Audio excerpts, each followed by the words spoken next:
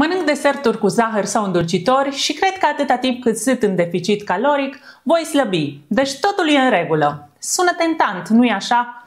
Nu doar cifrele de pe cântar contează de fapt. Chiar dacă vezi kilogramele scăzând, sănătatea metabolică și hormonală are de suferit. Ce se întâmplă când alegi slăbitul cu dulce? Zahărul amplifică inflamația și foamea, afectând hormonii sațietății, inclusiv insulina și leptina.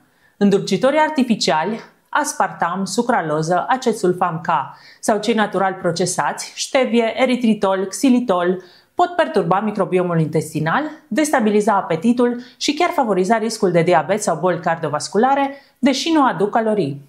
Efectul yo-yo e aproape garantat. Pofta de dulce rămâne mare, iar menținerea greutății devine un chin.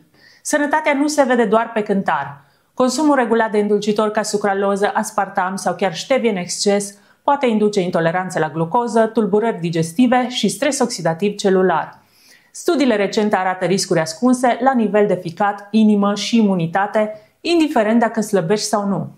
Vrei rezultate reale pe termen lung? Optează pentru alimente integrale, bogate în proteine, fibre și micronutrienți. Dulcele, fie cu zahăr, fie cu îndulcitor, ca stevie, sucraloză, eritritol, aspartam, ar trebui să fie doar excepție. Nu te lăsa păcălit de mențiunea fără zahăr de pe etichetă. Corpul are nevoie de sănătate, nu doar de slăbire rapidă.